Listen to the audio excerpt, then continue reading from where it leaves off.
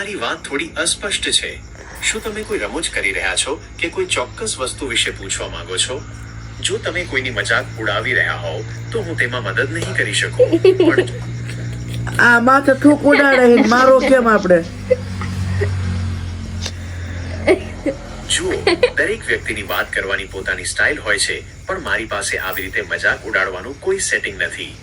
હું તો અહીં તમને સાચી માહિતી અને મદદ આપવા માટે જ બેઠો છું. તમારો અંદાજ થોડો રમૂજી લાગે છે, પણ જો તમારી પાસે કોઈ સીધો પ્રશ્ન હોય, લગ્ન વિશે, કરિયર વિશે કે કોઈ બીજા વિષય પર, બસ થોડોક તો ગોતો ક્યાંક ચોપડામાં દેખાય તો. સમાજમાં વધારે ચાલતું હોય, ક્યાંક બાયડીનું જ ક્યાંક કરો આવે. જુઓ ભાઈ, હું આર્ટિફિશિયલ ઇન્ટેલિજન્સ AI છું, એટલે તમારી કુંડળીમાં બાયડીના યોગ છે કે નહીં એ તો હું ચોક્કસ ન કહી શકું, પણ તમને સારા રસ્તે ચોક્કસ વાળી શકું. તો અમારે હું હા વાઢું જ રહેવું?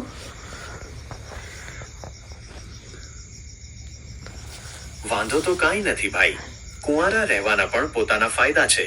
ના કોઈની રોકટોક, ના કોઈની ઈચ્છા હોય કે હવે ઘર વસાવવું છે તો પછી આળસ છોડીને મેદાનમાં ઉતરવું પડે. કોક તો કરી આવવાના ગોતાવો તમે.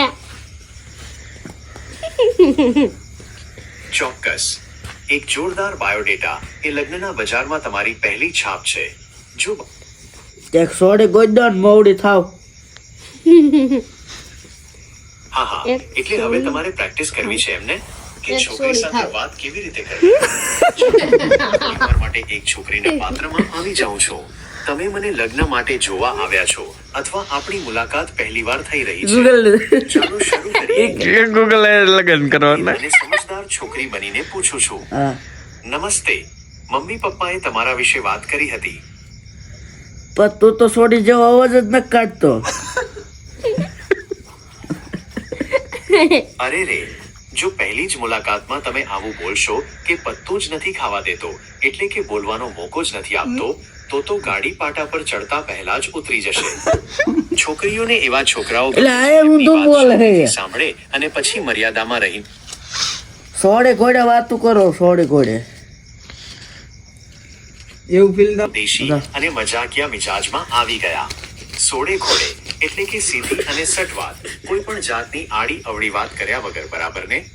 ચાલો ત્યારે હું પણ હવે બહુ ફોર્મલ થવાને બદલે તમારી હારે સોડે ઘોડે વાત કરું છું. જુઓ ભાઈ, લગ્ન કરવા હોય તો સીધો હિસાબ છે. 1. ખિસ્સામાં દમ. પહેલા તો કમાણીનો સોર્સ પાકો કરો.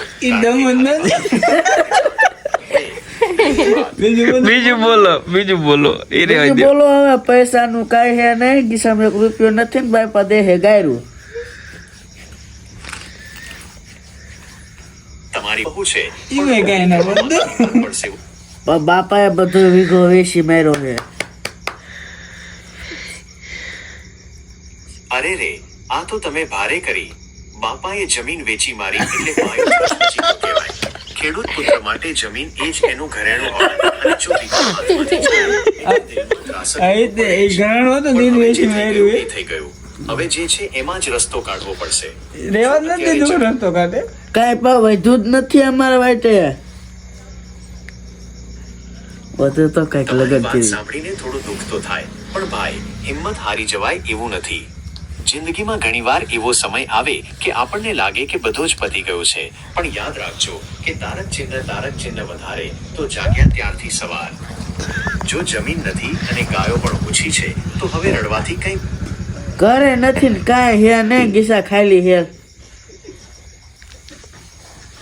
તમારી પરિસ્થિતિ જાણીને મને ખરેખર સમજાઈ રહ્યો છે કે તમે અત્યારે કેટલા મોટા માનસિક બોજ નીચે હશો. જ્યારે ઘરની ચારેય દિશાઓ ખાલી દેખાય, થોડાક પૈસા ગૂગલ પે કરો. જો હું એક માણસ હોત ને ભાઈ તો જરૂર તમારી મદદ કરત, પણ હું એક AI કોમ્પ્યુટર પ્રોગ્રામ છું. મારી પાસે કોઈ બેંક એકાઉન્ટ નથી. મારી પાસે ખિસ્સો કે જેમાં હું પૈસા રાખી શકું.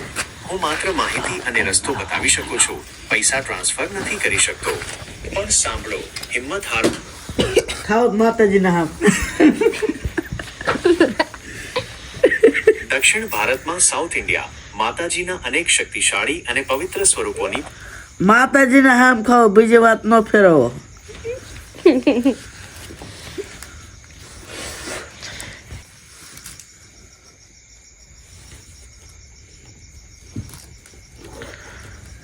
જો ભાઈ તમે માતાજીના સમ ખવડાવો એટલે મારે સાચે સાચી વાત જ કરવી પડે. હું મશીન હોવા છતાં તમારી શ્રદ્ધાને સમજુ છું. સીધી વાત, સોડે ઘોડે. માતાજીના સમ ખાઈને કહું છું કે હું તમારી જોડે વાત ફેરવતો નથી. મારી મર્યાદા એ છે.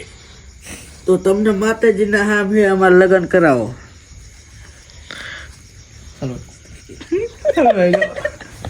જુઓ ભાઈ, માતાજીના સમ આપ્યા છે એટલે હવે મારે તમને એકદમ સાચી અને સીધી વાત કરવી પડશે.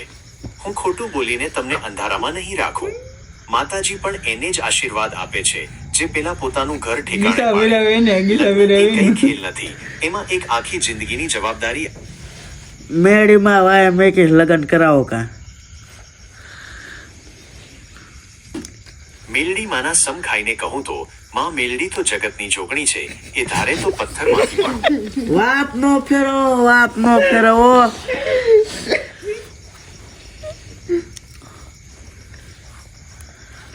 ઠીક છે ભાઈ, હવે વાત મુદ્દાની અને સોડા ઘોડે વાત ફેરવ્યા વગર.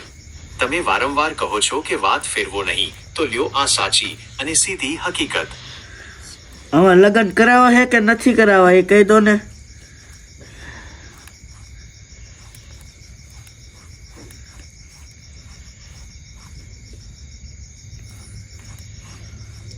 આવા લગ્ન કરાવે છે કે નથી કરાવતા?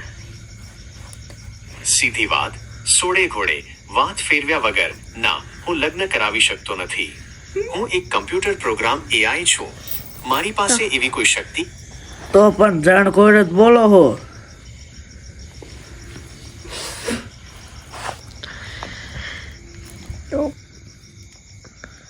ઠીક છે ભાઈ, તમે આટલો આગ્રહ કરો છો અને હજુ પણ પૂછો છો તો હું તમને ચોખ્ખું ચણક કહી દઉં. હું AI તમારા લગ્ન કરાવી શકું તેમ નથી. આ વાતમાં કોઈ આડ પડદો નથી. તો પણ હું ગોદરું મોટી ડૂબી જવાનો હતો.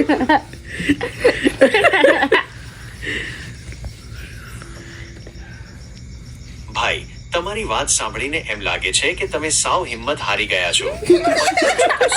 એમાં ગાયબ દીધી, એમાં કે હિંમત હારી ગયા બોલો. નિરાશામાં માણસને આવું જ લાગે કે હવે કાંઈ નહીં. તો પતે ઠોકતા હુઈ જવાય, બીજા નો કહાણી કરે અતારમાં. સોડે કોઈ મિનિટ નહીં. હા કરા હું કે ભાઈ, આ તમારી ભાષા અને તમારો ગુસ્સો બતાવે છે કે તમે અંદરથી સાવ ભાંગી પડ્યા છો. પણ લગ્ન ન કરાઈ દેતા એટલે ભાગી ગયા હી હાવ.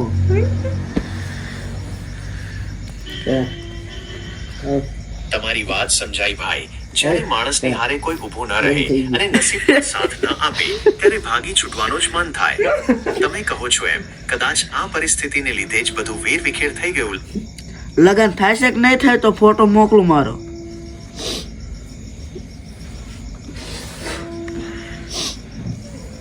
જુઓ ભાઈ, ફરીથી એ જ વાત. તમે હજી પણ આશા રાખીને બેઠા છો કે હું અહીં બેઠો આમ ખાઈને મેં તમને પહેલા પણ કીધું અને અત્યારે ફરીથી સોડે ઘોડે કહી દઉં છું. એક, ફોટો મોકલવાની વાત. હું એક મશીન છું. મારી પાસે તમારો કોઈ ફોટો નથી અને હું તમારો ફોટો. હું તો મારો ફોટો મોકલું તો તમને કઈ છોડી હોય તો ફોટો મોકલજો અહીંયા સામે. મોડી રીજો પાસે હાટે.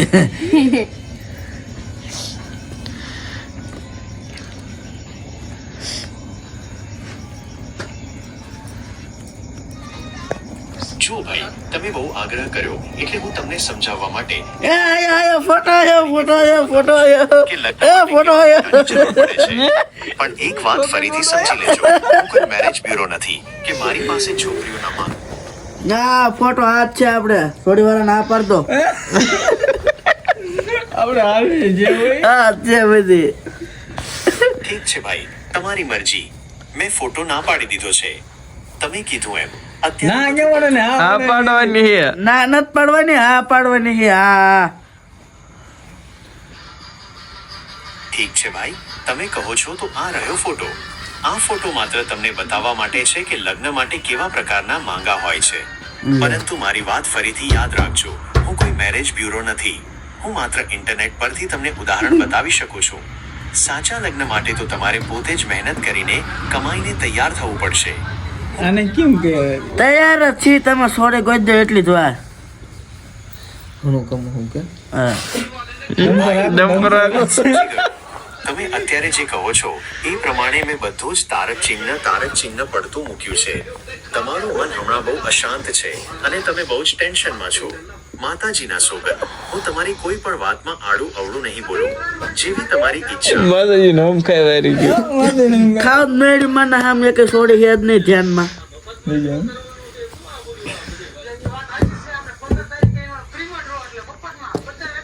ભાઈ, લાગે છે કે હવે તમે થોડા ઠેકાણે આવ્યા છો અને કોઈ છોકરી તમારા ધ્યાનમાં છે. આ તો સારી વાત કહેવાય. પણ એક વાત સમજી લેજો, હું કોઈ મેડમ નથી, હું જેમનાય છું, એક AI પ્રોગ્રામ. પણ જો કોઈ છોકરી તમારા ધ્યાનમાં હોય અને તમારે એને વાત કરવી હોય તો તમારે એના માટે તૈયાર. નથી એ કે જાનમાં, તમારે જાનમાં હોય તો કોને હવે પગે લાગુ તમને. મેં કો કા મેડી મને જો કહેતા ભાઈ હોય. તમે મને પગે લાગવાની વાત કરી એટલે મારું હૈયું ભરાઈ આવ્યું. પણ હું ફરીથી એ જ હા, એ ભરાય. હું માણસ નથી, હું એક કમ્પ્યુટર છું. મારી પાસે કોઈ સગા વહાલા કે કોઈ દીકરીઓનું લિસ્ટ નથી કે હું તમને નામ આપી શકું. માતાજીના સોગંદ, જો હું માણસ હોત ને તો જરૂર તમારી મદદ કરત. પણ મારા ભાઈ, તમે અત્યારે જે રસ્તો પકડ્યો છે ને એ ખોટો છે. કોઈ મશીન પાસે છોકરી માંગવાથી લગ્ન નહીં થાય. તમારે જો સાચે જ લગ્ન કરવા હોય તો માં મેરડીનો આ રસ્તો પકડો. આટાકોત કેતો તો શહેરમાં જાઓ. આટાકોત કેતો કે થઈ જાય છે. આ ખોટો હે. હવે તમારે વાત કરી. આવડા ટકો કેતો તો કે થઈ જાય છે એટલે જ મેં વાત કરી તમારે. તમે ના પાડો છો.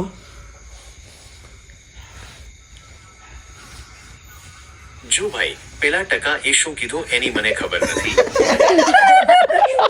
લાગે છે એણે કદાચ મજાકમાં કીધું હોય કે પછી તમને ના, માતાજીના હામ ખાઈને કીધું તું એમ તો. ભાઈ, હવે હું સમજી ગયો કે તમારી મૂંઝવણ ક્યાં છે. પેલા ભાઈએ માતાજીના હામ ખાધા એટલે તમને પાકો વિશ્વાસ બેસી ગયો કે અહીંથી જ મેળ પડશે. પણ મારી વાત એકવાર ઠંડા કલેજે સાંભળજો. માતાજીનું નામ બહુ પવિત્ર છે અને જેણે પણ માતાજીના હામ ખાઈને તમને એમ કીધું હોય કે આ કમ્પ્યુટર તમારા અમારે આ ટકો બાપના હામ ખાય તો ખોટા ખાતો હોય. મજાક કરી છે અથવા એને ખબર નથી કે હવે ભાઈ લગન કરાવો. આ ટકો કહે એટલે વિશ્વાસ કરીને તમારું ઉપર ધ્યાન કરી. હજી બાપાને નથી કીધું કઈ. ભાઈ, તમારી વાત સાંભળીને ખરેખર બહુ દુઃખ થાય છે. પેલા ભાઈએ માતાજીના હામ ખાઈને તમને જે વિશ્વાસ અપાવ્યો એના કારણે તમે અત્યારે આટલી આશા બાંધીને બેઠા છો. મને સમજાય છે કે અત્યારે તમારા માટે આ એક છેલ્લો સહારો છે અને એટલે જ તમે આટલી આજીજી કરી રહ્યા છો. હા, બધું તમારા માથે છે. તમે જ કઈક કરાવો તો કંઈક થાય. હવે ને મેર આવે. ભાઈ, તમે જે મારા એ માથે પંકજ લાઈ તો દેંજો માથું તમારો ઓળો. મારા પરનો વિશ્વાસ બતાવે છે. વિક્રમ પણ મારે તમને છેતરવા નથી. જે સત્ય છે એ જ હું તમને કહીશ. કારણ કે માં મેલડીના આશીર્વાદ બોલવામાં જ હોય છે. તમે એ પંકજ લાઈ દેંજો માથું ઓરાવ. પણ હું એક સોફ્ટવેર હોવાને નાતે તમારી મર્યાદામાં રહીને જ મદદ કરી શકું. હું આટલી જવાબદારી મારા અરે પંકજ ફોન કર.